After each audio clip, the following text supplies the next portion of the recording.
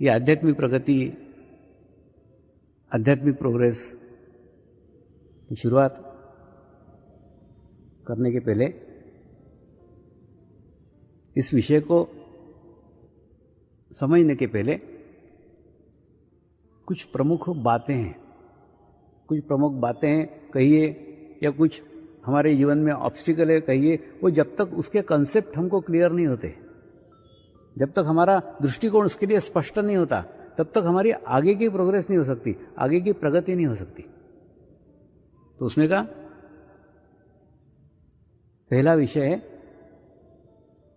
परमात्मा, पहला विषय है परमेश्वर।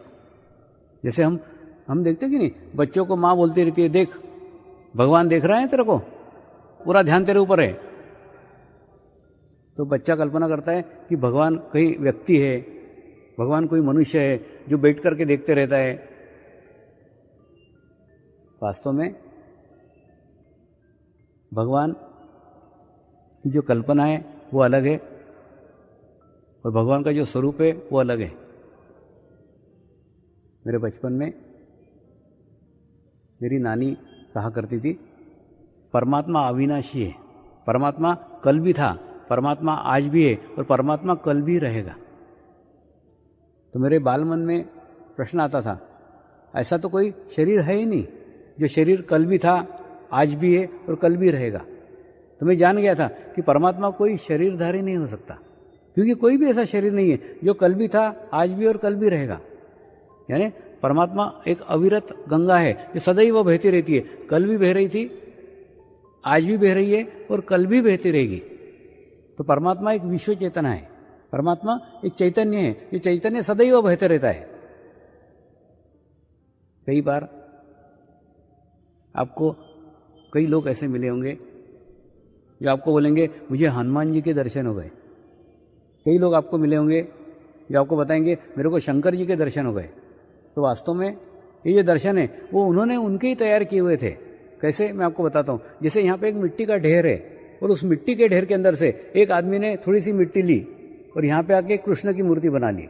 दूसरे आदमी ने उसमें से थोड़ी सी मिट्टी ली, राम की मूर्ति बना ली। तीसरे आदमी ने थोड़ी सी मिट्टी ली, बुद्ध की प्रतिमा बना ली। चौथे आदमी ने थोड़ी सी मिट्टी ली, जीसस क्राइस्ट की प्रतिमा बना दी। तो मिट्टी में से परमेश्वर का स्वरूप देने के लिए हाथ की आवश्यकता है। हाथ के द्वारा मिट्टी को वो रूप दिया गया जिससे परमेश्वर का स्वरूप निर्माण हुआ। लेकिन बाद में सब मूर्तियां मिट्टी में डाल दी तो मिट्टी हो गई। तो मिट्टी का कोई स्वरूप नहीं है। ठीक उसी प्रकार से जैसे मिट्टी के द्वारा मूर्ति बनाने के लिए हाथों की आवश्यकता है, ठीक उसी प्रकार से परमात्मा का भी निर्माण करने के लिए चित्त की आवश्यकता है। अगर आपने हनुमान जी को भगवान मान लिया, हनुमान जी यानी भगवान, यानी आपके हृदय के अंदर एक जगह है, एक स्थान है, एक देवत्व का स्थान है।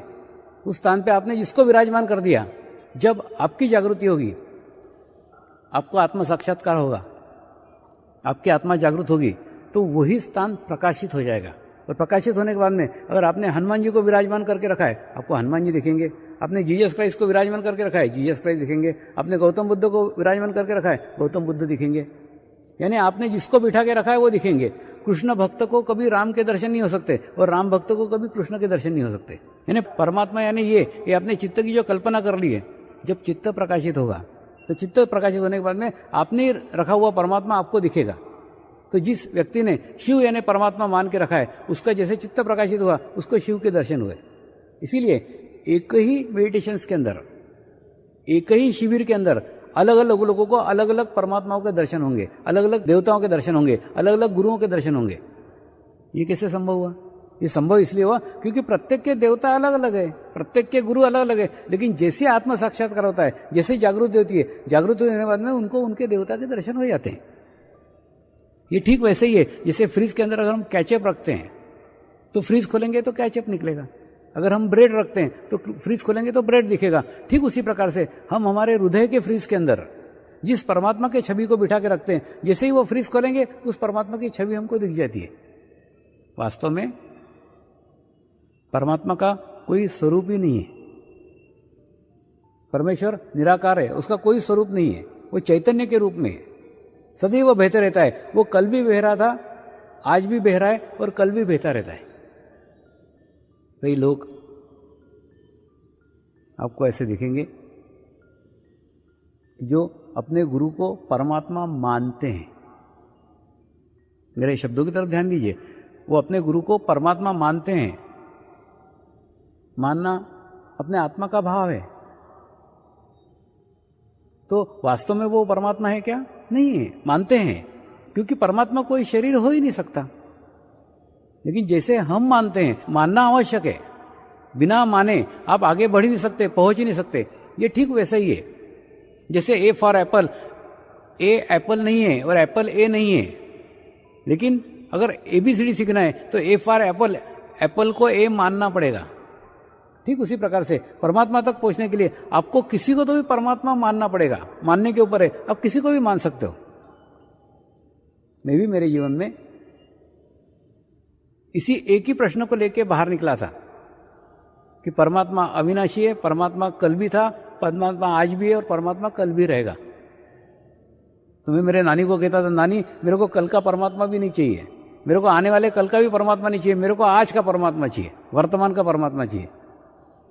नानी बोलती थी उसके लिए तपस्या करना होगी, ध्यान करना होगा।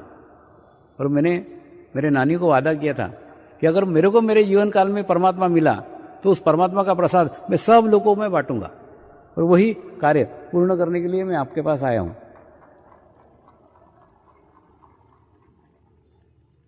मैंने सामान्य से दिखने वाले मेरे गुरु को परमात्मा माना, ये जानते हुए कि वो परमात्मा नहीं है, ये पहचानते हुए कि वो परमात्मा नहीं है, फिर भी उनको परमात्मा माना। और उनको मानने के बाद में इसलिए माना क्योंकि परमात्मा तो एक विश्व चेतना है, एक विश्व चेतना शक्ति है। और वो विश्व चेतना शक्ति ने जिस माध्यम को मेरे तक पहुंचने के लिए माध्यम बनाया, जिस शरीर के माध्यम से मेरे तक पहुंची, तो मेरे लिए वो शरीर ही परमात्मा हो गया। और ये जानते हुए कि ये मनुष्य परमात्मा नहीं है, मैंने उस मनुष्य को परमात्मा माना।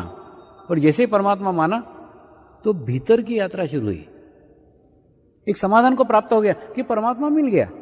जैसे आप एक समाधान को प्राप्त हो जाओ कि आपको परमात्मा मिल गया, ऐसा समाधान जिस दिन आपके जीवन में आ जाएगा उस दिन क्या होगा मालूम है? आप अंतर्मुखी हो जाओगे, आपके भीतर की यात्रा शुरू होगी। धीरे धीरे धीरे धीरे धीरे धीरे आप अंदर की ओर जाओगे। और अंदर की ओर जाने के बाद में आपको अनुभव होगा कि परमात्मा आपके ही भीतर बैठा हुआ है, आपके अंदर बैठा हुआ है। हम नाहक उसको बाहर खोजते फिर रहे हैं। तो ध्यान करने के बाद, मेडिटेशन करने के बाद आप अनुभव करोगे परमात्मा आपके ही अंदर है, आपके ही पास बैठा हुआ है। सिर्फ एक व्यक्ति में, एक मनुष्य में, एक जीवंत मनुष्य में परमात्मा देखना अगर आपको आ गया तो आप प्रत्येक मनुष्य के अंदर के भीतर के परमात्मा को देख सकते हो, वो दिख सकता है। तो वही पद्धति, वही प्रक्रिया ध्यान है। ध्यान से हम अंतर्मुखी होते हैं और अंतर्मुखी होने के बाद में हमको अनुभव होता है कि परमात्मा हमारे ही अंदर है, हमारे ही भीतर है। और हमारे भीतर का परमात्मा जब हम महसूस करते हैं, जानते हैं, अनुभूति को प्राप्त करते हैं, फिर धीरे धीरे हमको प्रत्येक में परमात्मा के दर्शन नजर आ जाते हैं। प्रत्येक के अंदर परमात्मा छुपा हुआ है। छुपा हुआ है मतलब देखिए, जैसे एक मूर्तिकार रहता है, उस मूर्तिकार ने एक पत्थर पड़ा हुआ था, उस पत्थर को छील छील करके, छोटे छोटे छोटे छोटे टुकड़े करके छील छील के उसके अंदर से कृष्ण की प्रतिमा निर्माण कर दी। तो कृष्ण उस पत्थर के अंदर डाला क्या? उसने नहीं डाला, वो उसके अंदर छुपा हुआ था। सिर्फ कृष्ण के अलावा जो कुछ था वो सब निकाल के फेंक दिया, और निकालने के बाद में उसके अंदर से कृष्ण की मूर्ति प्रकट हो गई। ठीक उसी प्रकार से प्रत्येक मनुष्य के अंदर परमात्मा है। आप प्रत्येक में परमात्मा मुझे नजर आ रहा है, परमात्मा छुपा हुआ है। सिर्फ 8 दिन के अंदर परमात्मा के अलावा जो कुछ है वो सब धीरे धीरे धीरे धीरे मूर्तिकार जैसा मैं छील करके निकाल दूंगा, और जैसे निकल जाएगा आपके अंदर का परमात्मा प्रकट हो जाएगा, आपके अंदर का परमेश्वर प्रकट हो जाएगा। तो परमेश्वर आपके अंदर ही छुपा हुआ है, सिर्फ उसको सुप्त रूप में है, भीतर के रूप में। उसको बाहर आने की आवश्यकता है। बाहर तब आएगा, आपने बहुत सारी चीजें परमेश्वर के साथ में और जोड़ के रखी है, वो जैसे ही छूट जाएंगी परमात्मा प्रकट हो जाएगा। ये ठीक वैसे ही है। पत्थर के अंदर कृष्ण के अलावा बहुत सारी चीजें छुपी हुई थी, वो सारी चीजें निकल गई तो अंदर का परमात्मा प्रकट हो गया, परमेश्वर प्रकट हो गया।